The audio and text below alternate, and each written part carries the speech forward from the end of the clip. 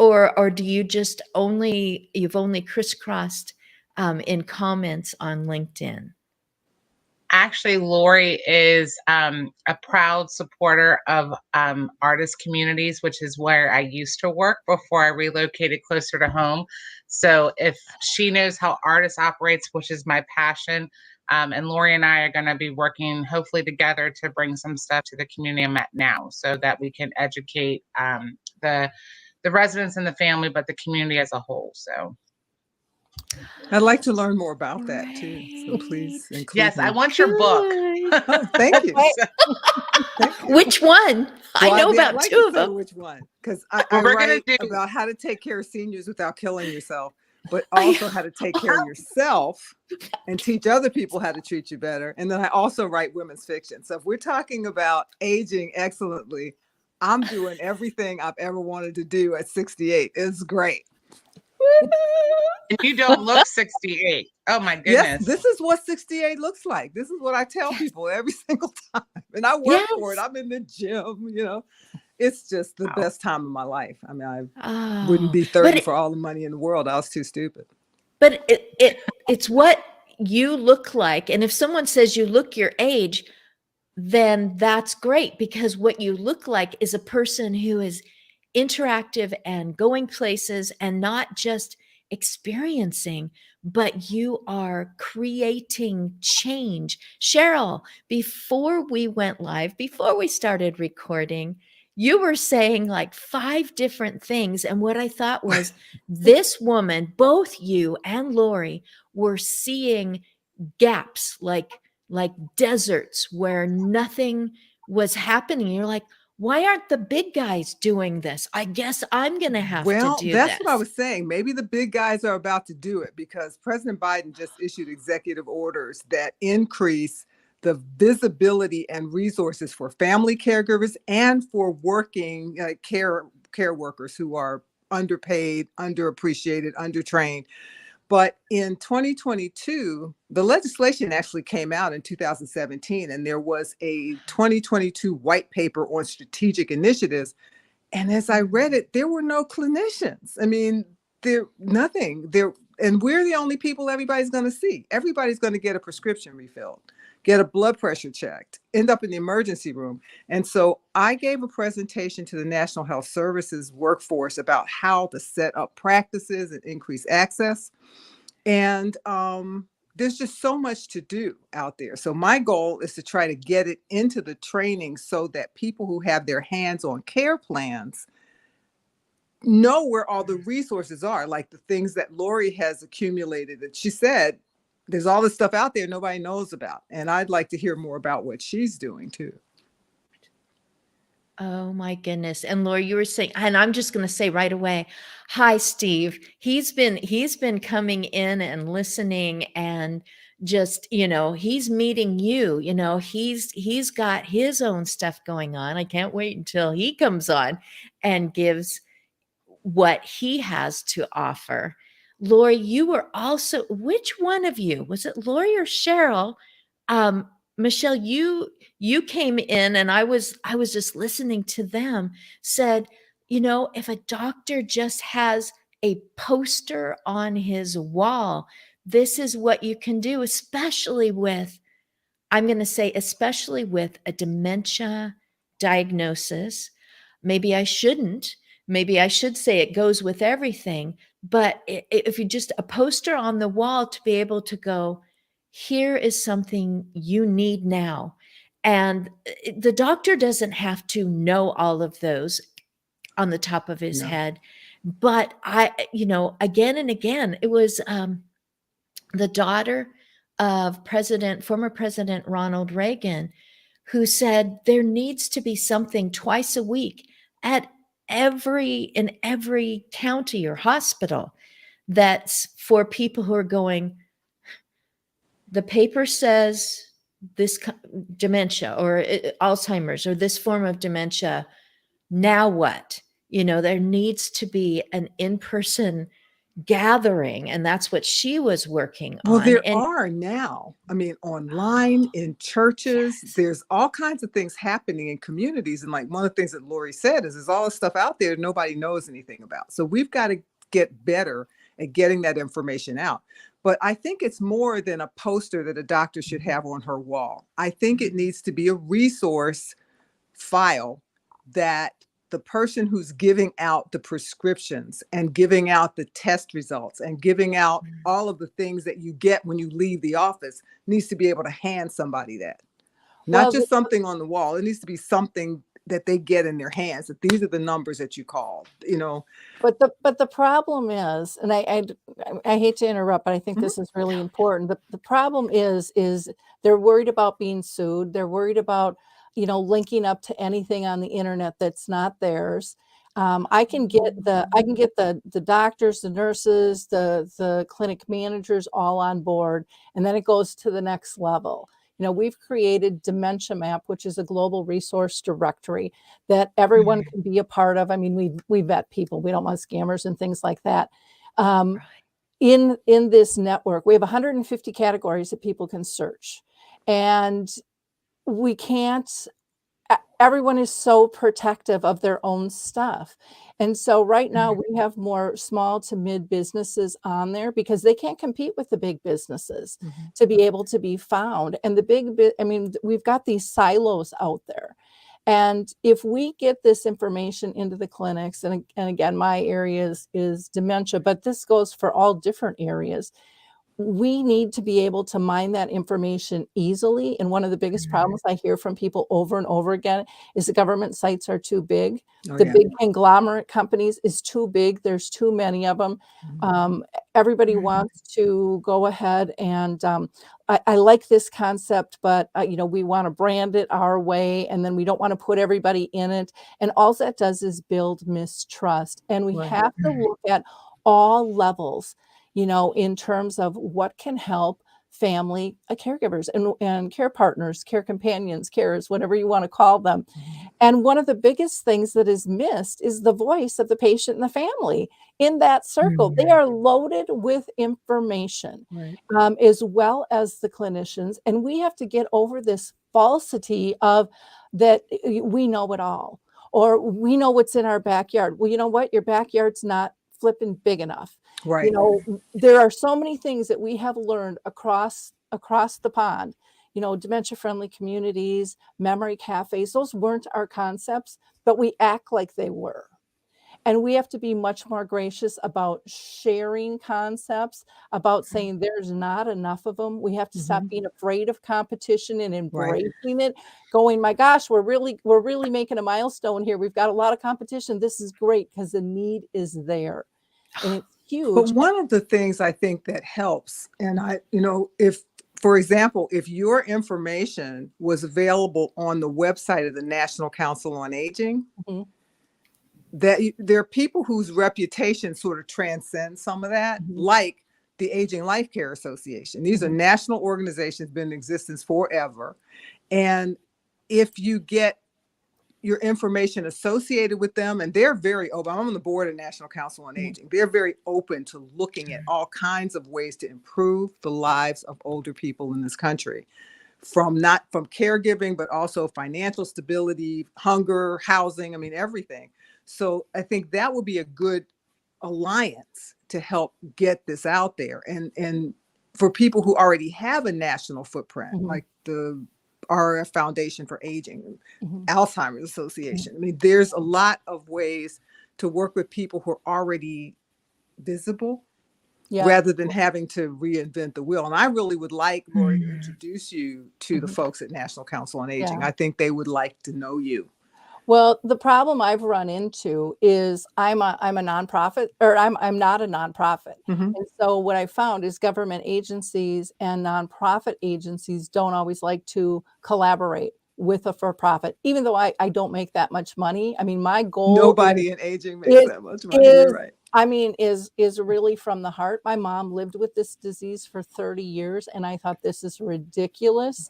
Mhm. People have got to get connected. And so You know, I've come from the angle of raising all voices, using multimedia because everybody learns differently, being inclusive. And, you know, I have an international presence on a shoestring budget because I said, I can't live like this anymore. I can't stand to have families go through this. And I took my life savings and my retirement and said, I'm going to make a difference, big or small. I don't care what it is, but something's got to change because there's too many silos. And I think the pandemic has helped change that more, where people are realizing staff is short, money is tighter, and that we need to collaborate.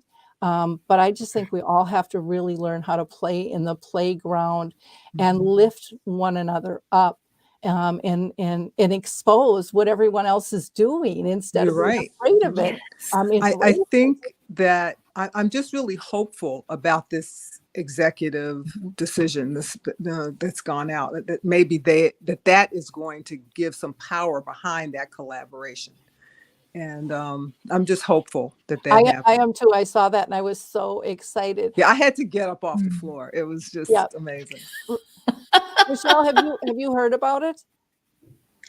Actually, no. I mean, the one biggest thing that that I have been focusing on is, the drugs that are available and the funding that's not going to be there for our seniors under the Medicare. That's the biggest one that I've had my ear on, but I haven't heard about this one. I'm going to have to research yesterday, Biden-Harris administration put out information of an executive order that is going to increase funding for and attention on the issues of family caregivers and care workers who are underpaid, undertrained, so that's going to be a big issue.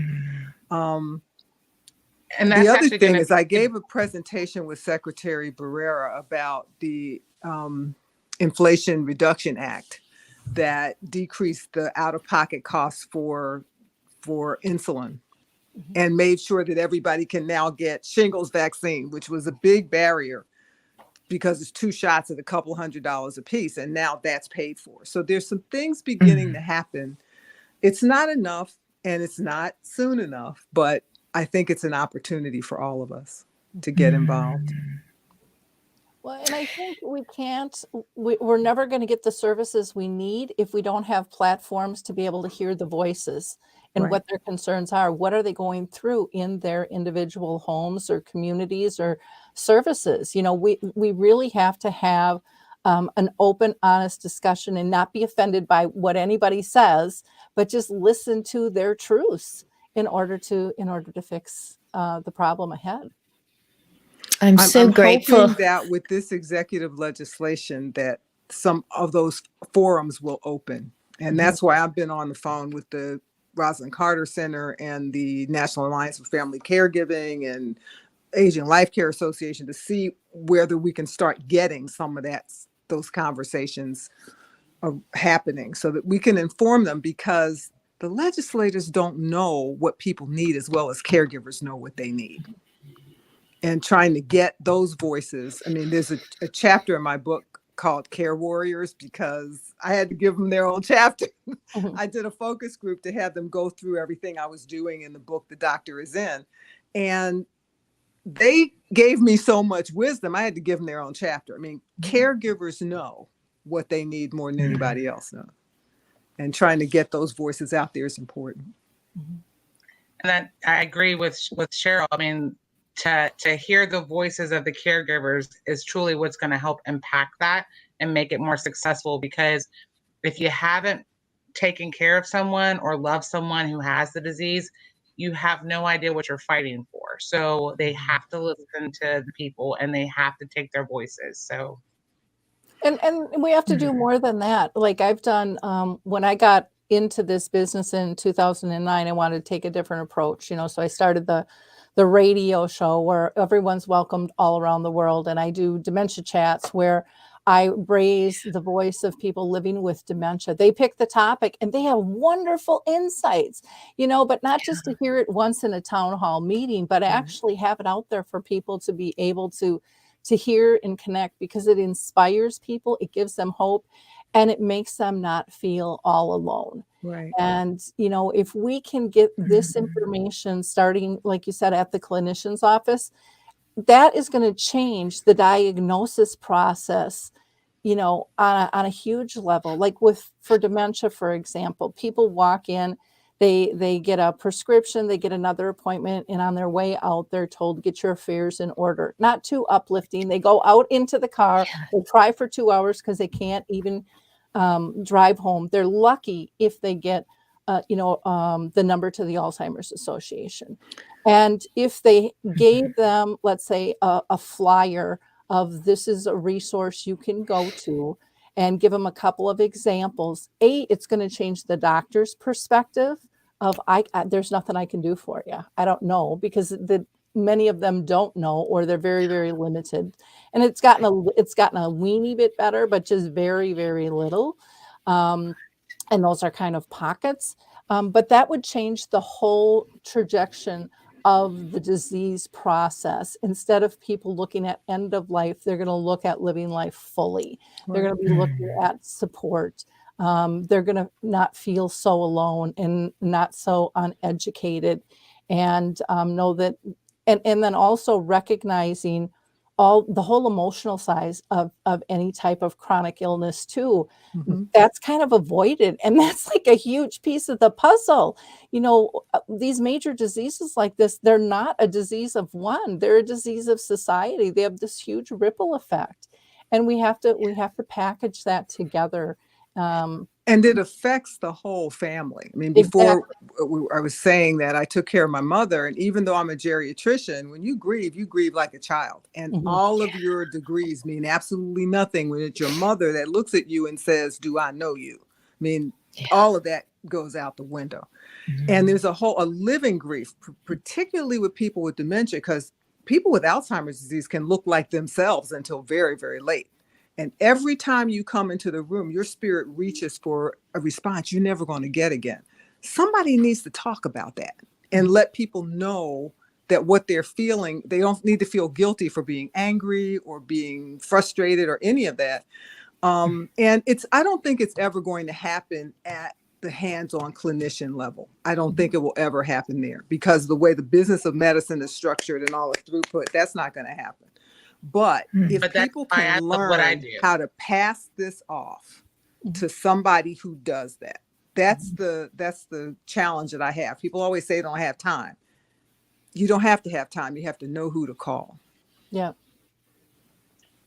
Michelle, I interrupted you. I'm sorry. No, that's okay. That's why I'm passionate about what I do. So I don't just focus on my loved ones inside of the community that I work for. I actually take it out to the community outside, and not just outside of the walls of our community, but to other states and countries. I'll do webinars and I bring people on, and I always want to make sure they have that tangible to take away, because while I love Lori and I can listen to her speak all day, I'm not going to remember everything Lori says. And so that's why I like to get speakers who are authors of books, so that my families and the caregivers can take away that tangible with them from that. So everything that we're doing, in my area, I'm making sure that I try to spread it as far as I can, because I may be here in Virginia, but if I can touch someone in another state from a webinar that I'm doing, then I know that I've done what my calling is for. So I am just trying to get it out there as much as possible, because it's something that I'm very passionate about. So another place that I'm trying to work is through houses of worship. I did a conference at the Samuel DeWitt Proctor Conference, which is a national conference of Black pastors. And because everybody, particularly the largest churches, have caregiving ministries and health ministries. And I've been trying to work with them to develop that kind of resource library within the church. And because the lady who's sitting next to your mother in church is going to know whether she bathed better than you will. And congregations are aging, and the pastors just are not being trained to put together support systems. The church hears the first cry of help, whether it's a church or a synagogue or a Baha'i temple, whoever they are. They're going to hear the first cry of help, and they have to be able to respond. And again, it's not what you know, it's who you know. If they can know how to refer people and make sure that they get to where they need to get. So that's another area that I'm also trying to get into. Fran Ebbs, I don't know if you know her, but she has a whole curriculum and stuff for churches. and she just does a fantastic job Yeah, with, I'd like to meet her. yeah. In Chicago, we had this thing called Reach to Faith that worked with Northwestern's Alzheimer's Center. It was like 6 churches. Mhm. And they developed a curriculum and made sure that any time you walked into any of those churches, you could get whatever information you wanted. And so I think that needs to be distributed. And we don't, like you said, we don't have to reinvent the wheel. We have to work together. Well, and some of them, are having actual dementia-friendly services Mhm. where the service is Mhm. totally different. It's shorter. It meets their needs so much better. And we have to get people. I'll never forget speaking at a alumni group for the University of Minnesota. I was talking about memory cafes, which I think are a great social gathering for people with dementia and their care partners. And initially, I was told, well, you can't have them together, and it's like, well, where do you think they are? 95% of the day they're together. We need to Mhm. teach people to Yeah. live graciously together. And somebody from a church stood up and she was so proud. And I was thrilled that she was doing this on one hand. And she says, we have a memory cafe. And I just want people to know. And then as she was sitting down, she says, we meet in the basement. So, they don't have to feel embarrassed. And I'm like, don't put them in the basement. No. Don't put them in the basement. But see, part of that is unrealistic expectations by the Mhm. people around them. And you need to try to make people be who you want them to be. You Mhm. have to go into their reality. You can't bring them into your reality. My mother used to shake hot sauce on pancakes, and my Mhm. brother used to go nuts. I was happy she was eating. So it really is a lot of times the best treatment for people with memory loss is to treat the caregiver. Mhm. Well, and we have to get out of that mode because I personally feel with most chronic illnesses, we have marketed by fear, Oh, yeah. not by hope. And Mhm, there's mhm. still life. Life is a journey of adjustments, and this is one more. And granted, it's going to stretch us sometimes, but Mhm. boy, I have a saying, and I really believe this is true. My mom's disease, though I wouldn't wish it on my worst enemy, it was probably the biggest gift I'll ever receive in my entire life, because it taught me so many beautiful life lessons about really connecting with people, learning that there are multiple ways to engage, that you never ever really lose a connection, even when someone can't say your name. I experienced that after 3.5 years. One day my mom just said my name, and I ended up, she woke up out of a dead sleep and said my name and giggled and then went back to sleep. And I sat on her bed and I cried for 2.5 hours, Right, like just right, crocodile tears, just sobbing, going, I didn't know if she knew me. But right. just realizing that those connections are And there. it's you got to work on what can work. After my mother didn't Yeah. recognize me, I could do her nails, we could dance, we could listen to Count Basie. I mean, things that I remembered who she was and what she liked. But one of the problems is before 1960, if you got sick, you got better, you died. Mhm. Since then, we've done chronic illness, but our thoughts are still back on cure. It's not Yep. back on care. And so if people can't cure, they don't know what to do. And that's physicians and advanced practice people too. A+ since kindergarten, didn't go to prom because you were in the library. So they're used to fixing things. And that's never been our job. Our job has never been to cure. It's always to use medical science to give people the life they value. Mhm. And that means if sometimes you don't just do something, you stand there. I mean, you don't have to do anything. You have to hold hands. You have to play jazz for them, find out what makes them happy. It's not about cure, but that's not how the training is. Yep. And that's one of the things I would like to see changed. Well, I would love to see prescriptions change too, that they would prescribe music. Music, there's Yep. there's so much evidence, about the power of music, and we all take it for granted because we have it in our Yeah. lives. But boy, when it is so powerful, and to buy somebody an iPod and to be able to load some music on, I mean, Mhm. it's pittance compared to what it is for a prescription. In Europe, Norms McNamara, who's living with Lewy body, he's gotten donations, and they have iPods, and they play music for people in the ambulance, so that drive's not so scary. I mean, he's getting it in all these different places. They have symbols Smart. for dementia, the purple angel on trash trucks and buses. And, you know, the conversation is open, and the government has prime ministers that are behind all of this and Right. really coordinating. And yet even though it's on that government level, it's very much in my eyes, and again, I'm overseas here, so I'll see it probably a little bit differently than they do, but it's so creative, and I think here we've gotten so much in a box where it's got to be black and white, and it's got to meet these demands, It has to be evidence-based. and There's got to be p-values on it. And it can't just be that it makes people feel better. yeah, and that's the goal. I mean, how do you want to live quality of life? How do you sum it up for yourself? It's about how you feel. It's not what task you have. It's not about the, and so it's How you feel.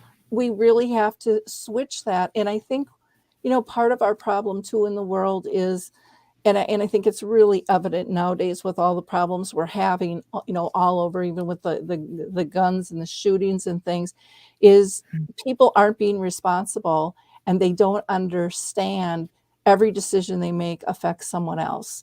So if it's not to talk to somebody, or if it's to say something nasty, or if it's, you know, no matter how we act, there's this huge ripple effect, and it affects people we don't even know. And we have to teach people to become much more conscious in their multi-sensory communications, you know. And Lori. also to have more self-confidence. I think that lack of self-confidence is the root of all evil. It's not money, because people are so defensive, you know. And strength is not this, it's opening and saying, bring it, because I can handle it. I can, you know, if you fall, you get up. I mean, we've stopped teaching resilience, even to kids. You know, everything's a success culture. Everybody who shows up gets a trophy. You don't let people fail. We don't let people figure out how what they did wrong makes a difference. It's all got to be perfect. And we've got to get away from that. Life is messy. Yep. And you learn more from your mistakes than you do from your successes. We've taken that away in a lot of ways. Laura, you opened a door. Michelle, I'm going to come to you, and the door is music. So we're going to talk about country music for just a few moments. I'm grateful for my husband who's producing this show, and he looked up information and put it into the chat column, also put it on the screen with the Biden-Harris, you know, less than 48 hours ago. I think they knew that you were going to be on the screen today. They said, let's get this through because we want, you know, these particular people to be talking about this. Let's get this, you know, on the docket so that it'll come up here. I'm certain that was discussed somewhere in DC. Thank you for laughing. I think I'm so funny. Michelle and Lori both have had interactions with a person who has written a song. I saw the comments on the official YouTube release of that song, which I think that song is several years old now. It wasn't a song that I knew about, but it created a feeling in, again, the people in the comments are the family members who are caring right now or are grieving right now.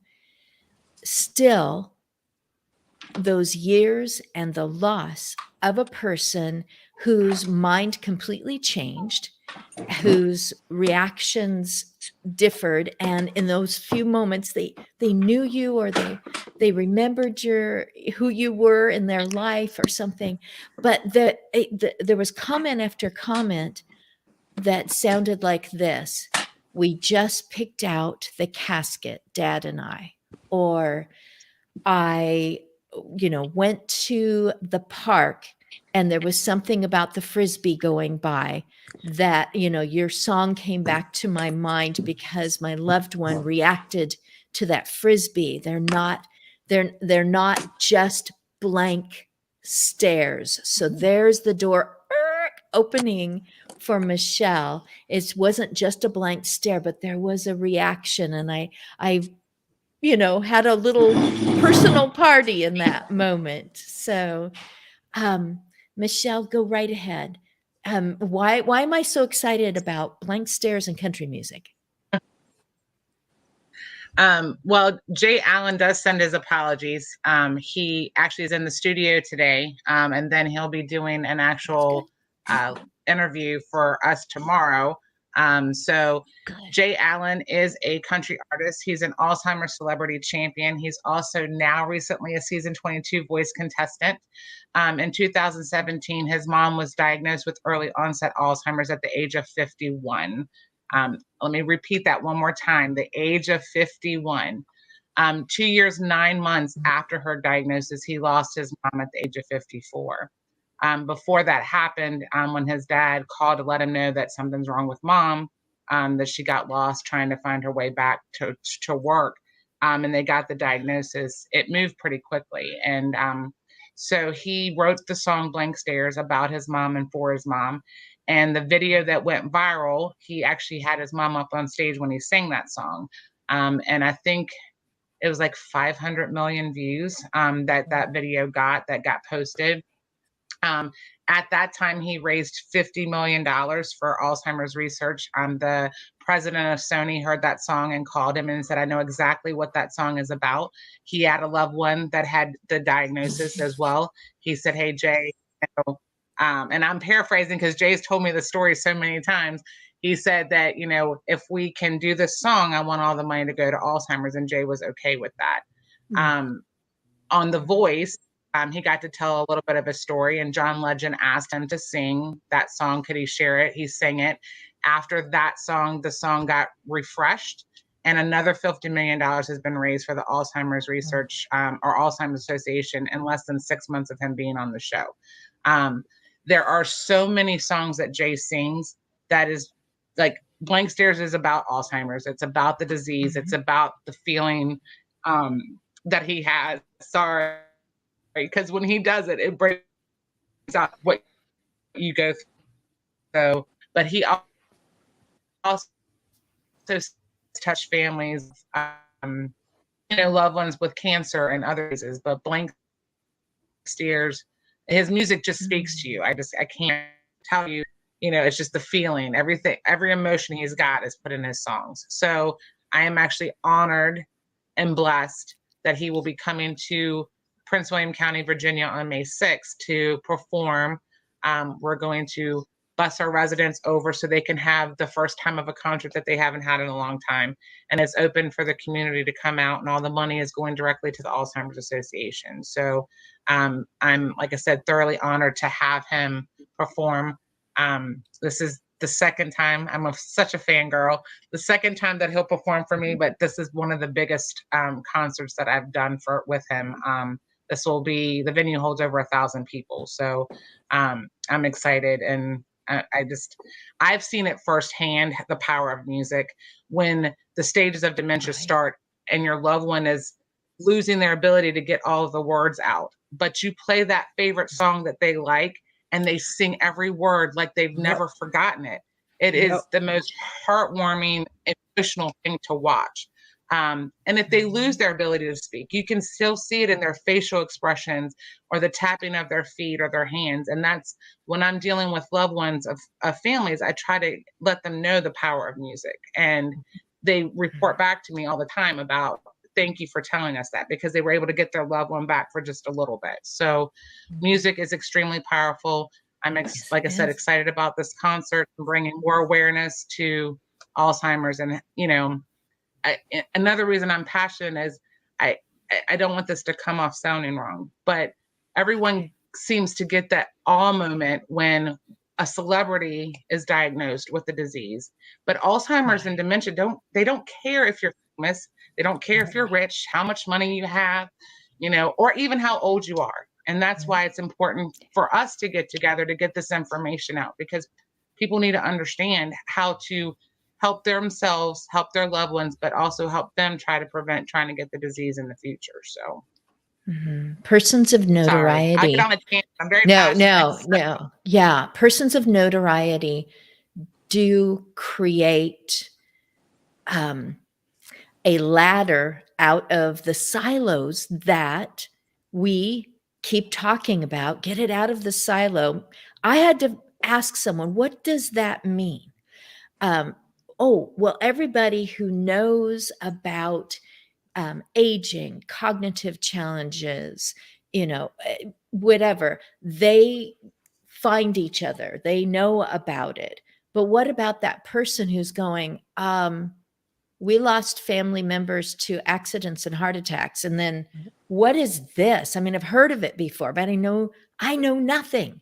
And that was me. I felt I knew nothing, even as a hired caregiver, that I could give to the families because I was in their home. I was serving the person that was, enhanced by assistance.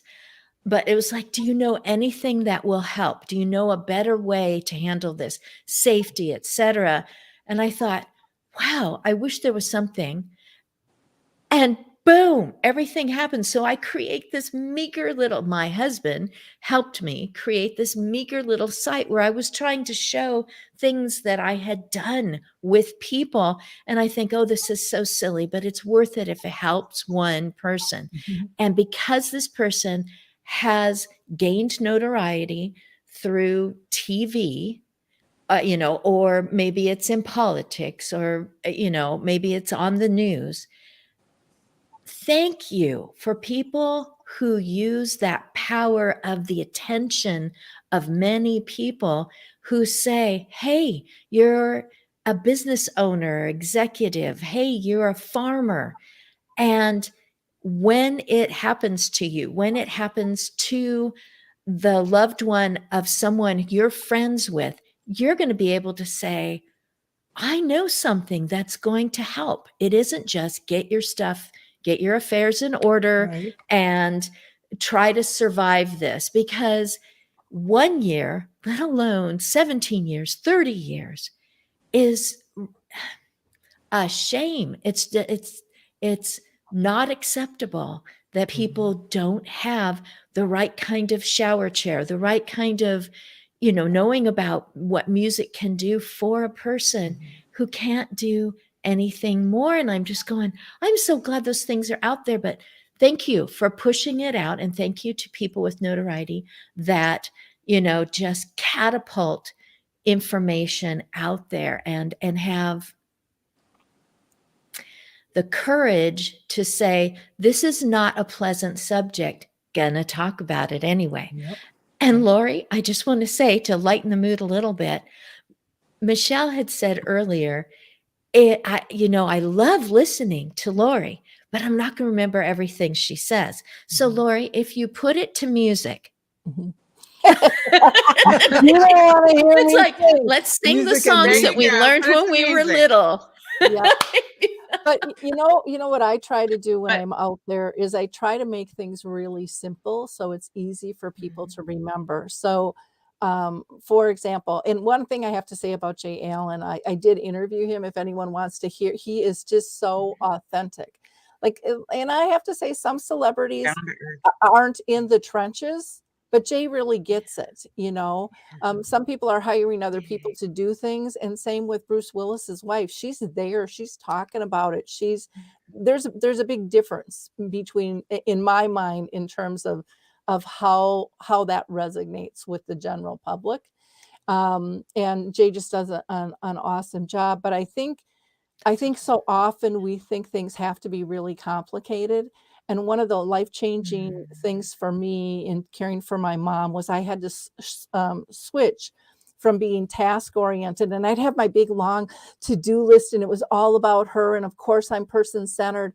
And then all of a sudden, one day I snapped at her when she repeated herself 45 times in 10 minutes, and I didn't think it was funny. I didn't think it was cute. I didn't have time. I was exhausted. You're an overwhelmed person. And I thought, oh my gosh, she so did not deserve that. I have to do better. So I ended up interviewing a bunch of people. I came up with a tool that anybody can download. It's called Your Memory Chip. And instead of focusing on the things I have to do, which I still have to do, I first have to focus on, is she safe? Is she happy? Is she pain-free? It's about her feelings. And what I found was that when we have resentment, and most of us do, if we talk about it or not, there's a twang in our voice of, boy, I didn't see this playing out in my life. This isn't what I had planned. But we can't, when we have that emotional hurdle, we can't really be person-centered, or what I like to call relationship-based, because we have a need. And we always take care of ourselves first, if we know it or not. On that level, we can't give fully. But when you switch to that safe, happy, and pain-free, it also allows you to be in the moment. It allows you to be content when they're content. It allows you to create joy. Your whole focus is just different, in terms of being able to stop and really be present. And maybe you're just sitting on the couch with somebody in silence, but our energy passes between us. And I mean, we all have that person that we're just so comfortable with.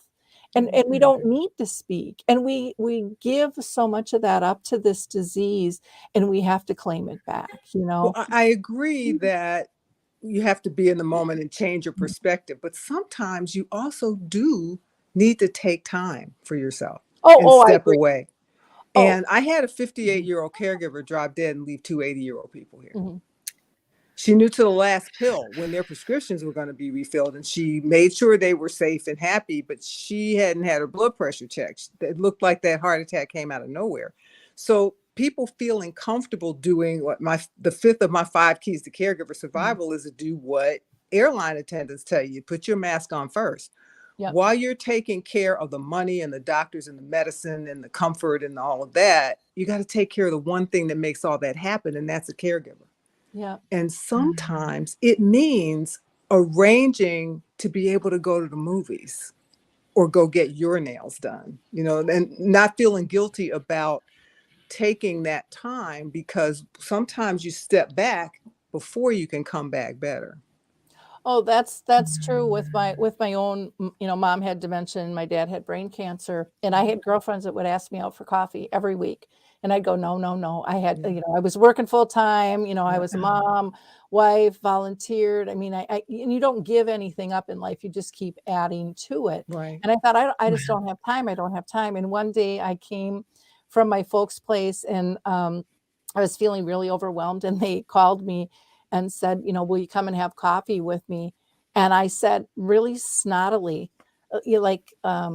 yeah, I'll give you 10 minutes. Like, roll out the red carpet. Here I come, Right. and I got there, and the only reason I said yes in that moment was to get them off my back, because I felt like it was one more thing that I had to do. That's actually how I looked at it. Mhm. I went and I had coffee. I stayed for 2 hours, and we laughed and we cried together. And it wasn't until that moment that I realized how empty my soul had become, because I Right. was too busy being busy. And so for me, that was, I went to coffee every week, Mhm. because I realized I was a much better person when I was Right. full. But we don't teach that. We No, don't, and we need to teach that. We and need to we, say it's not guilty. You're taking care of their number one resource. yep. You're taking And care of their caregiver. And as a Um, society, we judge, we mhm. judge caregivers big time, by the roll of our eyes or the sigh, or what's going on. It doesn't have to be words. And that needs to change too. Again, it gets back to the impact we have. Michelle, you were going to say something? Yes, I'm sorry. So You got to budge that's in there kind of with like, us. so groups, the support groups that I do, because I tell everyone I engage with that it is so important to take care of yourself.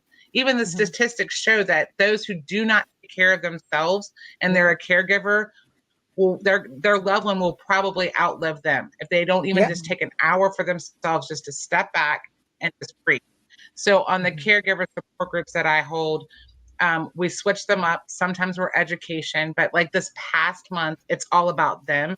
So if I know that they're not doing it at home, they're going to come to my support group. I'm going to make sure I give it to them so that I know at least for 2 hours they've taken care of themselves.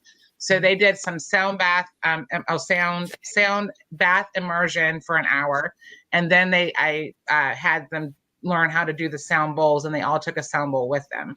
So they took care of themselves. So every month we switch it up, and I'm going to make sure that they're taking care of themselves. Even if they don't take the time, I'm going to make sure they give it to them. And it's so important for them to understand that their body is feeling everything that they're doing. They might not think it, but their body is truly absorbing it all.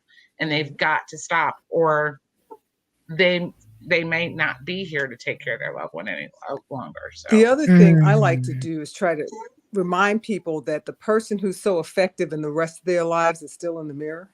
You know, I have executive women coming home, doing laundry, buying groceries, and said, "Do you make the coffee in your office? Have those groceries delivered?" You know, they just don't think about who they are otherwise. And that whole management piece, you are the CEO of your caregiving system.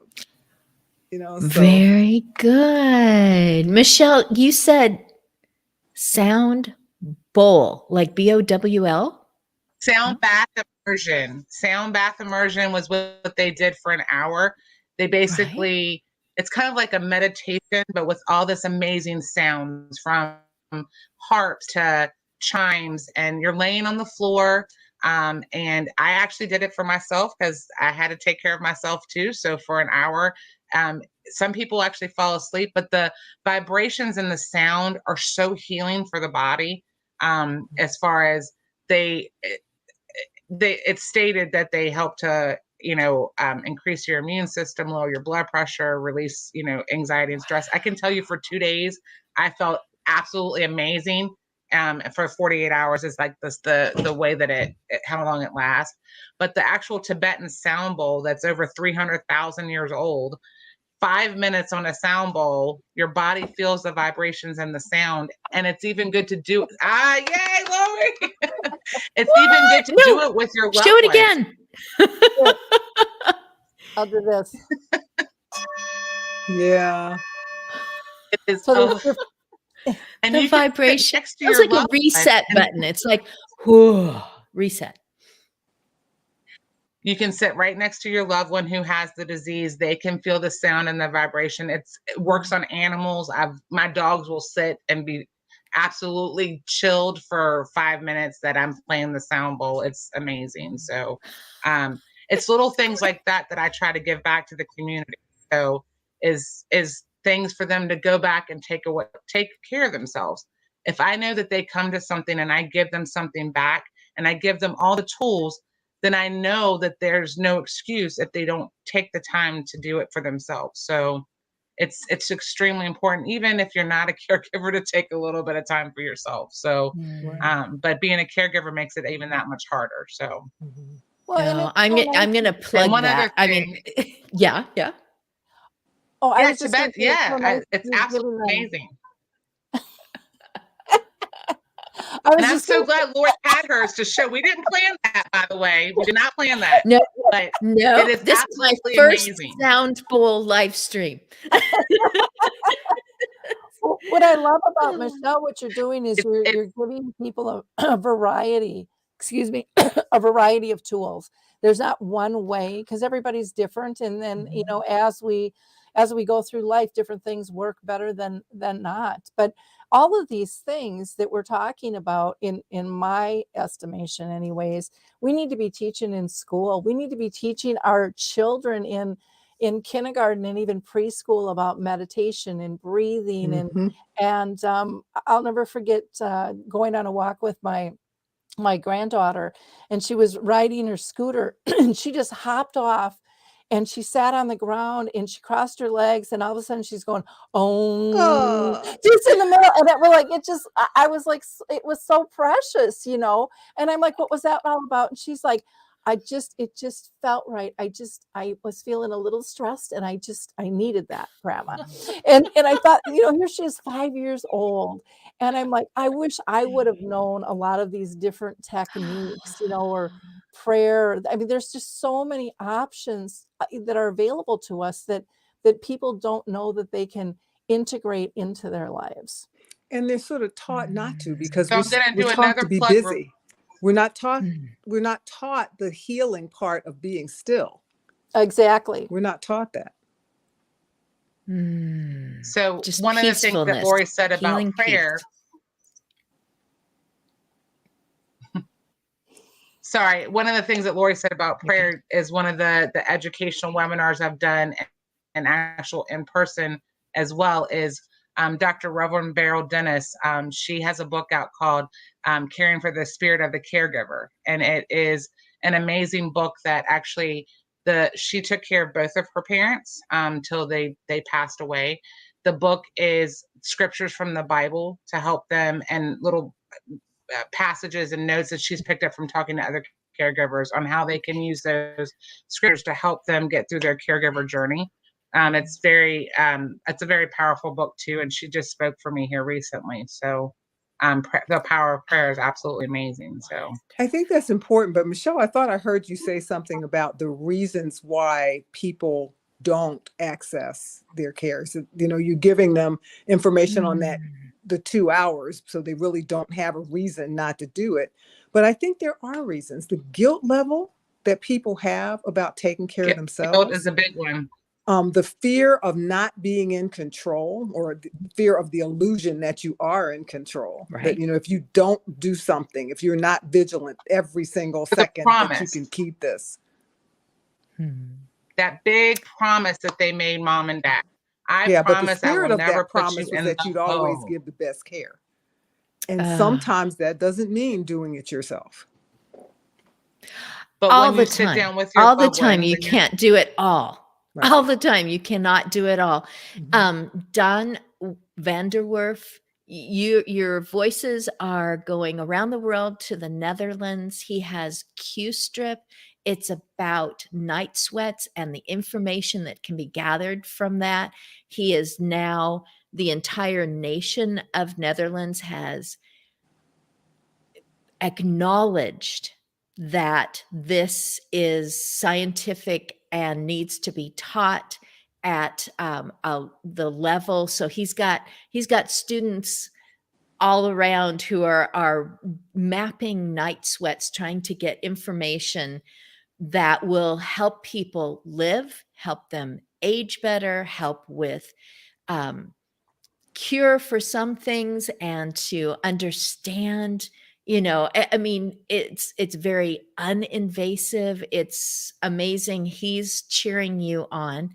It is at the point now that we've had the bowl and the vibration and an introduction to a book by an author that was presenting with Michelle. We now know what's going on in our nation and what's being brought forward, not just awareness, but also funding. And boy, do they go together nicely.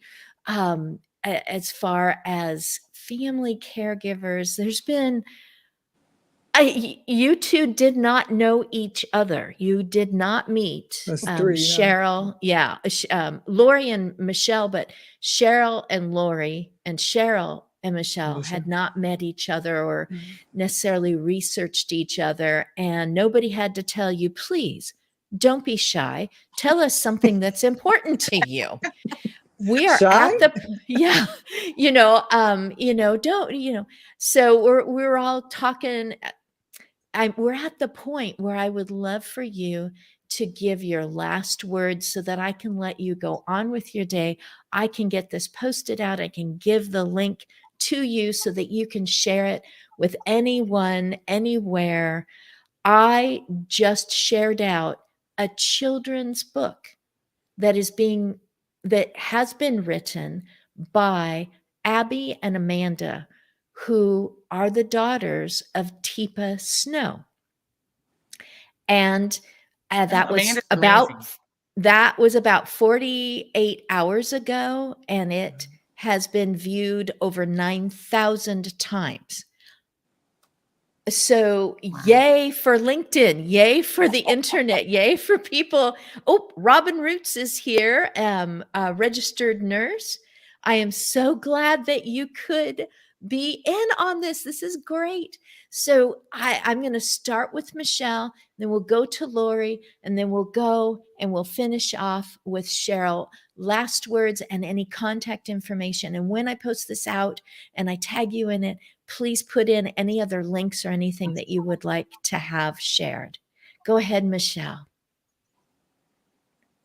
Okay, just leaving you guys with this one thing. Well, there'll be two things actually, is that dementia affects the brain. It never affects the heart. And I want people to understand that their loved one is still there. The disease is touching their brain, but not their heart. So please, please do not think that the disease has taken over completely. The Alzheimer's Concert for a Cure benefit with Jay Allen in Manassas, Virginia on May 6th.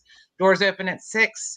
Show starts at 7. You can get your tickets on Eventbrite, and I hope to see you there. We're going to raise some money for the Alzheimer's Association. So thank you guys for having me. It's been a pleasure. So Wonderful. Great. And for me, I guess I would just encourage people to really focus on shifting care from crisis to comfort. And I think one of the ways we can do that is through emotional based training. If we don't include the emotions that people are going through, I think we're doing a lot of disservice. We have to create safe spaces for people to be able to be honest on what they're going through. Emotions aren't good or bad. They're just something that we all feel. It's how we react to them. And when we suppress them or make people feel that they have to suppress them, that's when they come out sideways and really bad.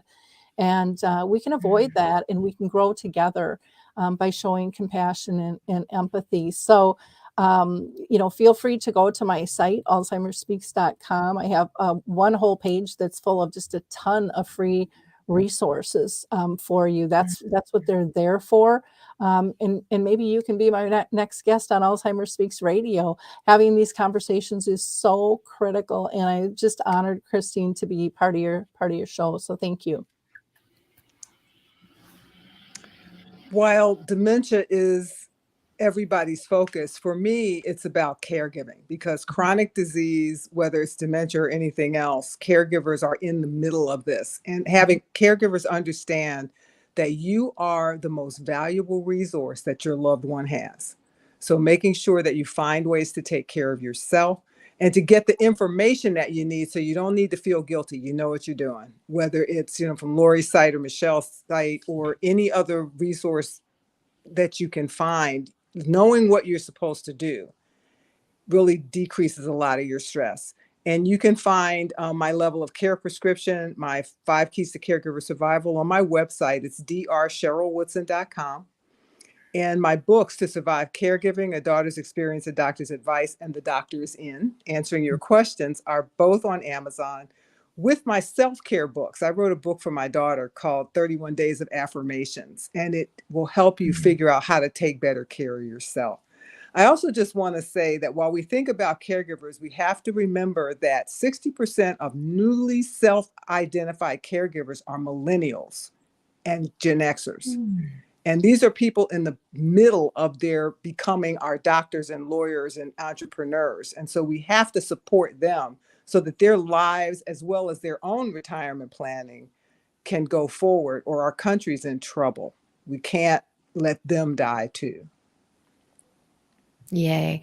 For the caregiver that still says, I'm the only one that can do it right, you're going to trip and have, a surgery on your wrist. You're going to have another family member that needs you in person now. You're going to have other things going on. I agree that it is a business and you are the CEO. And so prepare for the normal changes of life, the normal crises of life. Plan ahead, start practicing letting someone else come in on your territory, not do it the way that you do it. But they're keeping them safe, giving them something that continues their happiness, and making sure that they're pain-free until you return, and do it the way that you do it, and practice for that, because other things are going to happen. And that way you're already ready. You've got your plan enacted and you've practiced and you've done the fire drill and you know what to do when the bell rings, and you can be proud of how well you are training other people to do what you do so well. So that if you don't feel like you need to take care of yourself or you don't have time, there is your opportunity to run this business even better and to feel great about it. Because yes, your emotions, your feelings, they, there's one thing that affects everything as you live, as you age, as you caregive, and that is how you feel. So be direct about it. Make your plan. Just do it today. Practice for 5 minutes. Lay somewhere and feel some vibrations. Tap on some bowls, whatever it is. This has been fantastic. I can't wait for other people to benefit from this recording. Thank you, thank you, thank you. I'm so glad that you know each other and have met each other today. Thanks for having me. Thank you. Absolutely. Thank you. Thanks for taking the time.